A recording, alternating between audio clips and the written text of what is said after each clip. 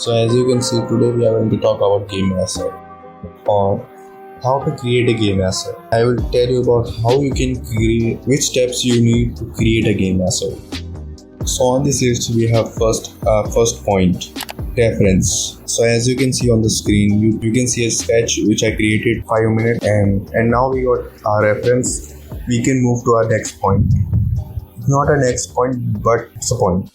Setup. And what I mean by this is we are going to create a very simple scene using our sketch, and you can even see the time lapse, and you can see I'm just messing with basic shape.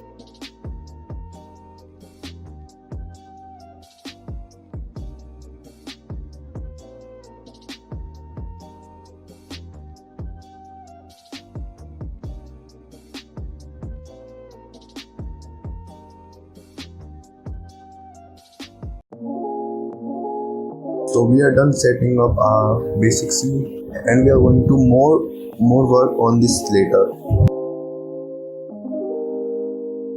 And now we are going to cover two steps at the same time, which are modeling and sculpting. There is a reason to include these two steps at the same time. Because most of the time when I'm working, I just model and sculpt at the same time. First I model the basic step and sculpt 10 onwards. But your workflow can be different, vary person to person. Choose your workflow according to your niche. And I'm not explaining everything in depth because I think there are many YouTubers who can explain these things way better. And also I'm working on a video where I'm going to tell you about best videos on YouTube for each of these steps, not only for game asset but for everything. So stay tuned for that. And this step is complete. So these steps are complete. So we can now move to our next step.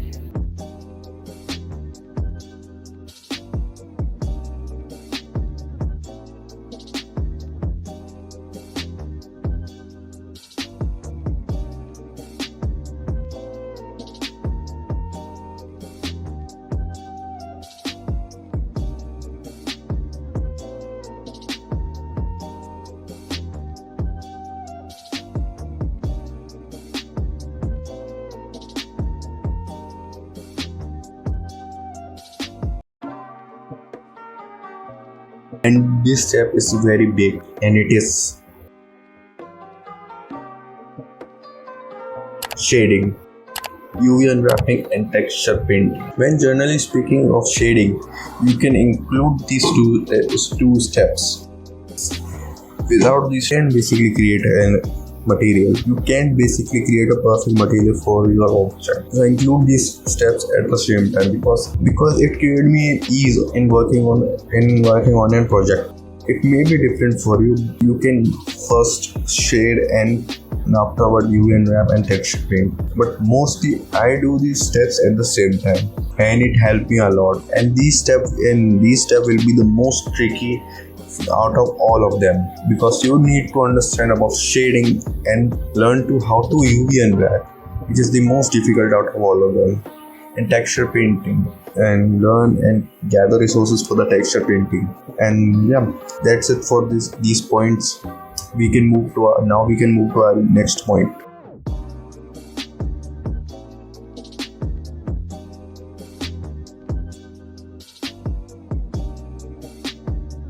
What I'm going to do now is I'm going to create a simple background to fill in, and it's going to be a time lapse so you can watch it.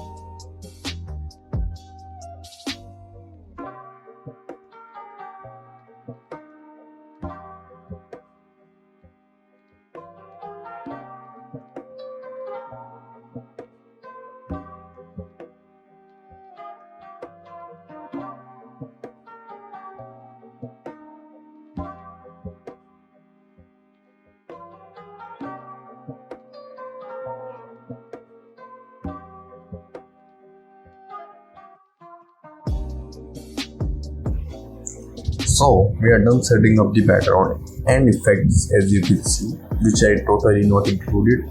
But now to our final step. It's most important when you are importing an asset to a game engine. Optimizing. This step is going to help you and your team if you're working with team. In this step, we are just going to check our UVs, vertices in our scene, and rename every object in our scene. So we can later import it. We can later import it to ease to understand which object is what. We are just not going to rename objects. We are going to rename material also. So include that.